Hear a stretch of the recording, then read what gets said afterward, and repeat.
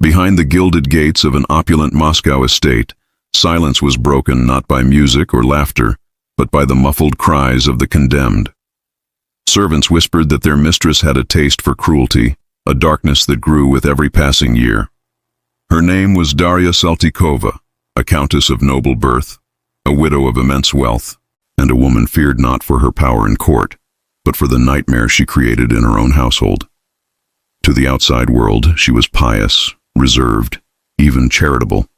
But behind closed doors, she was known as Saltychikha, a sadistic predator who tortured her serfs with an inventiveness and viciousness that shocked even the hardened Russia of the 18th century. Her victims were not strangers. They were the women and young girls who worked her fields, tended her home, and dared to serve under her command. Over the course of 2 decades, she would claim at least 138 lives, making her one of history's most prolific female serial killers. But how did a noble woman, protected by status and shielded by wealth, commit such atrocities in plain sight? And why did it take so long for her reign of terror to end? This is the story of Darya Saltykova, the countess who turned her estate into a slaughterhouse, and whose crimes forced an empire to reckon with the darkest corners of its own soul. To understand how Darya Saltykova thrived, we must first step into the Russia of the 1700s. This was a land of contradictions. On one side, immense beauty, sprawling estates, glittering palaces, and a nobility intoxicated by French fashions and Enlightenment philosophy. On the other, suffocating oppression, millions of serfs living in servitude, treated as property rather than people, bound to their lords by chains both visible and invisible. It was into this fractured world that Catherine the Great rose to power. Her reign promised reform and progress, yet the foundation of Russian society remained built on inequality. For the peasantry, there was no justice against their masters. A noble's word outweighed a peasant's cry, and abuse, even murder, often went unpunished. Within this system, estates became kingdoms of their own. Landowners like Darya Saltykova held absolute dominion over hundreds of souls. Their wealth and status made them untouchable, while their serfs lived at their mercy. Silence was survival. To accuse a noble was unthinkable. To resist was suicide. And so when peasants began to vanish on Darya's lands, when bruised and broken bodies bore the marks of her rage, few dared to speak. Those who did were silenced quickly, either through threats, banishment, or worse. In this climate of fear and control, a monster could flourish unnoticed, and that is precisely what happened. Darya Nikolaevna Saltykova was born in 1730 into one of Russia's most esteemed noble families. From the cradle, she was surrounded by wealth, servants, and expectations of obedience. Like many aristocratic women of her time, she was raised to marry well. And she did. Darya wed Gleb Saltykov, a powerful landowner whose family was deeply entwined with Russia's ruling elite. Their union brought her not only prestige, but also vast estates filled with serfs who labored to maintain the family's fortune. But fortune would soon leave her a widow. Gleb died young, and Darya, not yet 30, found herself in control of sprawling lands and hundreds of lives. To most, she seemed blessed by fate, young, wealthy, influential. But to those who served her, her newfound independence revealed a darker side. Accounts describe her as deeply pious, obsessed with religious rituals and appearances.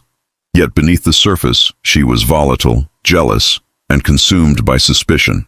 Her anger fell hardest on women, particularly the young and unmarried, whom she seemed to despise with irrational fury.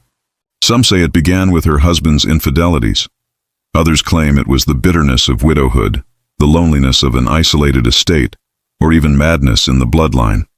Whatever the cause, Darya's cruelty did not emerge overnight. It grew slowly, fed by her unchecked authority and the silence of those around her. The estate, once a place of labor and routine, transformed into a place of fear. A single glance from the mistress could spell disaster. A single mistake, real or imagined, could be punished with merciless violence. And so, under the shadow of gilded icons and the watchful eyes of God, Darya Saltykova's reign of terror began. At first, the punishment seemed like discipline, Harsh, yes, but not uncommon in a world where serfs were viewed as disposable property. A missed task, a broken tool, a loaf of bread gone stale. These small mistakes were enough to unleash Darya's wrath. She would order servants flogged until their backs split open. Some were beaten with wooden logs, others lashed with whips until they collapsed unconscious. She often chose to administer the blows herself, her noble hands gripping the weapon with a satisfaction that horrified those forced to watch. But as months turned to years, her cruelty escalated beyond correction. It became a pattern, a ritual of domination. Servants whispered that she targeted young women, those barely in their teens, or new brides not yet hardened by life on the estate. If a girl was considered pretty, if she smiled too freely, or simply attracted attention, Darya's jealousy boiled over into violence. Some victims were locked in cold cellars, left without food or warmth. Others were dragged outside during Russia's brutal winters, stripped and forced to stand barefoot in the snow until their skin turned blue. A single misstep, a broken thread in a garment, a stumble during chores, could end with a body beaten beyond recognition. Disappearance became routine. Families mourned in silence, knowing they would never see justice. A mother might lose her daughter one week, and her niece the next. Those who dared to question their mistress's cruelty risked joining the dead. Servants developed rituals of survival, eyes cast downward, voices lowered, movements practiced to perfection. Yet even perfect obedience was no shield. For Darya's cruelty was not about mistakes, it was about control. The estate lived in a constant state of terror. Children cried at night, their mothers trying desperately to muffle the sound. Men worked in fields with grim resignation, unable to protect their wives or daughters. Every footstep of their mistress across the wooden floors carried the weight of dread. The fear was total. And in that silence, Darya Saltykova found her power. The details of Darya's crimes are not for the faint of heart.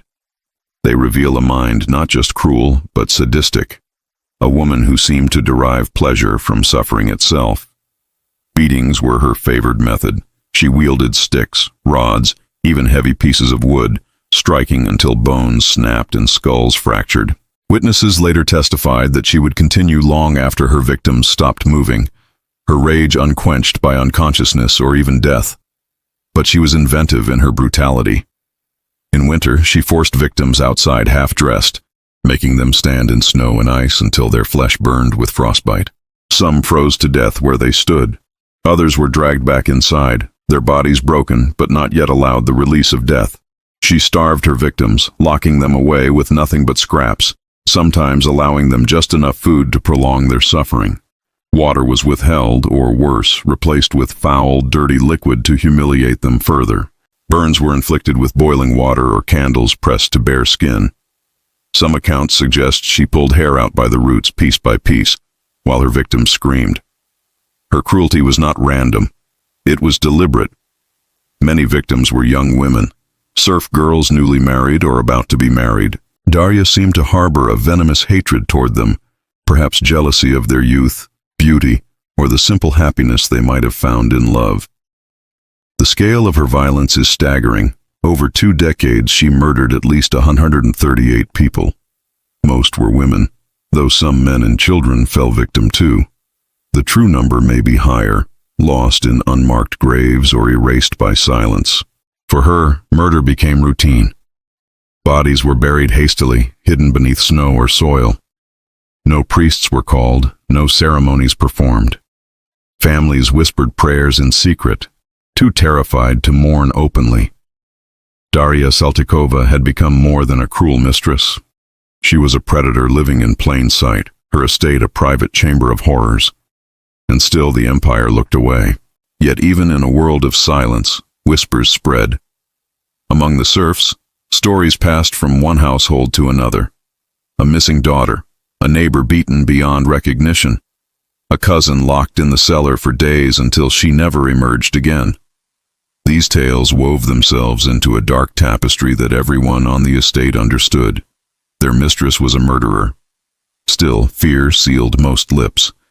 To accuse a noble was unthinkable.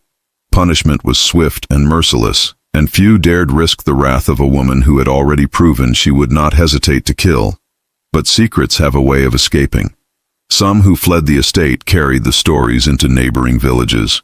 Merchants passing through heard fragments of testimony, piecing together rumors of the demon countess. Even among other nobles, hushed conversations hinted at the unnatural number of deaths under Darya's roof. There were survivors too, those who had endured her torment and lived. They bore the scars, both physical and emotional, and though they feared speaking, their very existence was a testament to her brutality. For years, these whispers were ignored.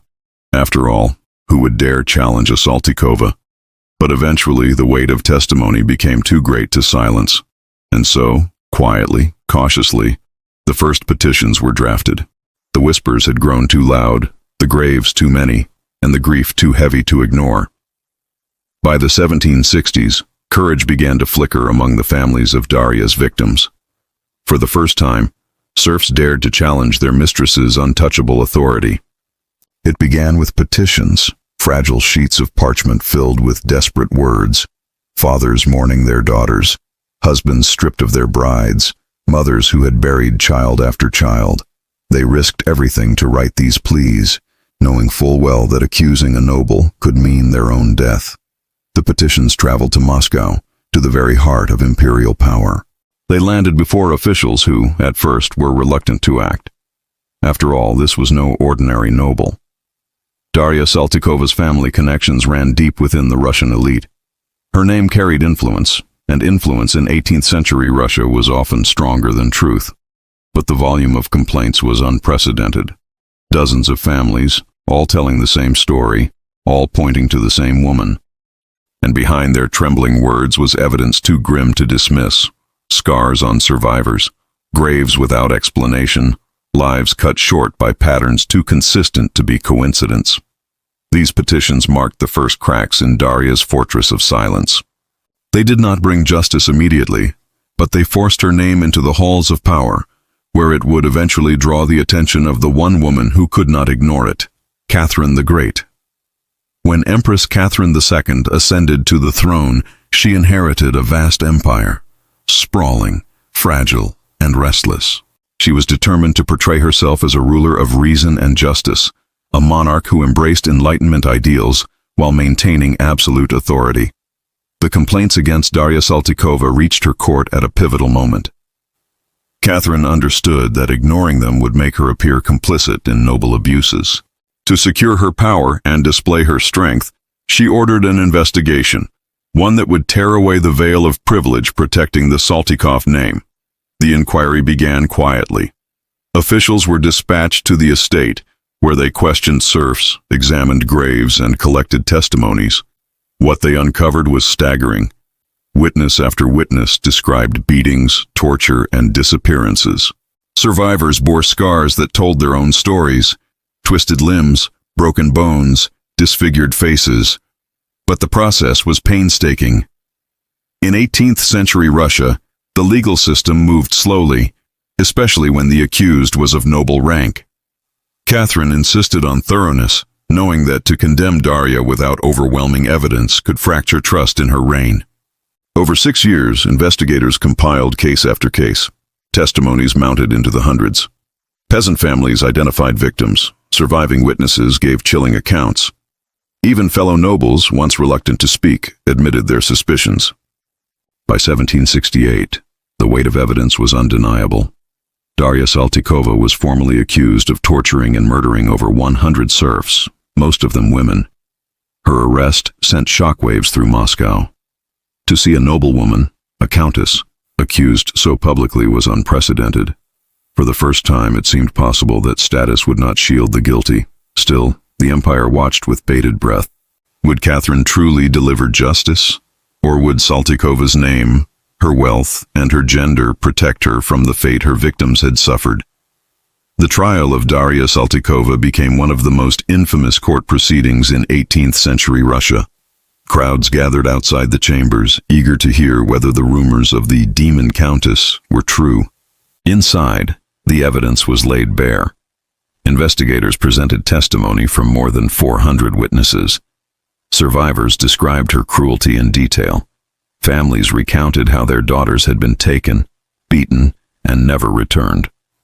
Official records confirmed at least 38 murders beyond dispute, though Catherine's court acknowledged over 100 additional deaths likely at her hand.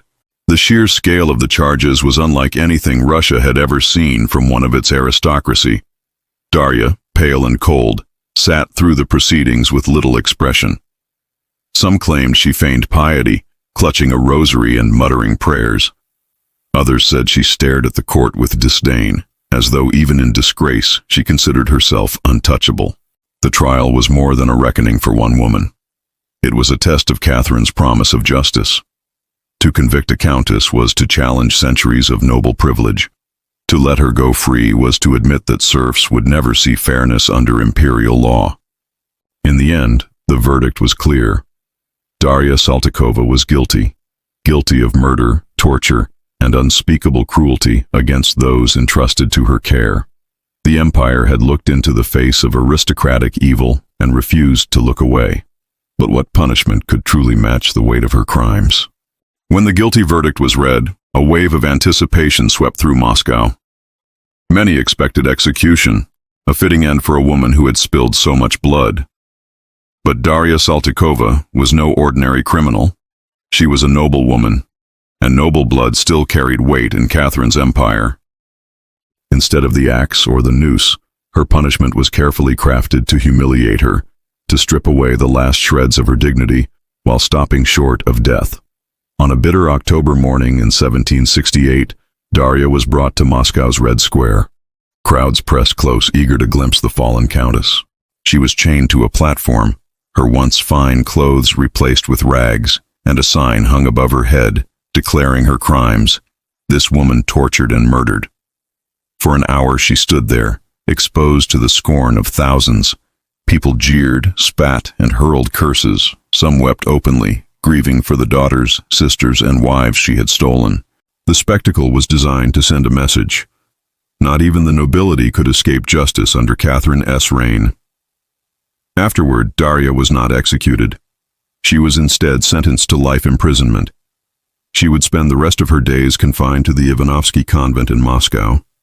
At first, she was locked in complete isolation, forbidden to speak, forbidden to see anyone but her guards.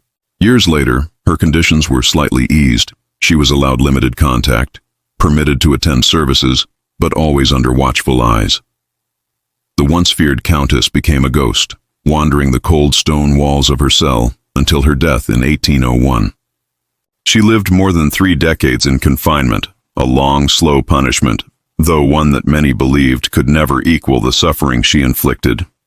The trial and imprisonment of Darya Saltykova left a lasting mark on Russia. For peasants, it was proof that even the most powerful could be brought to account, though at a terrible cost. Families who had lost daughters and wives carried the scars for generations, their grief never truly acknowledged by the state that had once ignored them. Among the nobility, her case was both a warning and a scandal. It revealed to the world that cruelty among the aristocracy was not just rumor but reality, and that the Empress herself was willing to expose it when it served as an example. Catherine the Great used the case to strengthen her image as a just ruler, presenting herself as the defender of the weak against the abuses of the powerful. Yet despite this display, the system of serfdom remained intact for another century, continuing to enable oppression and suffering on a massive scale. For the people of Moscow and beyond, the name Saltychikha became synonymous with sadism. Mothers whispered it as a cautionary tale to their children. Stories of her cruelty spread like folklore, part history, part nightmare, a reminder that evil could thrive even in gilded halls.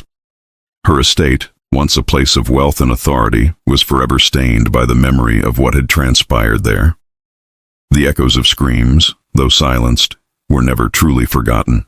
The story of Darya Saltykova is more than just the tale of a serial killer.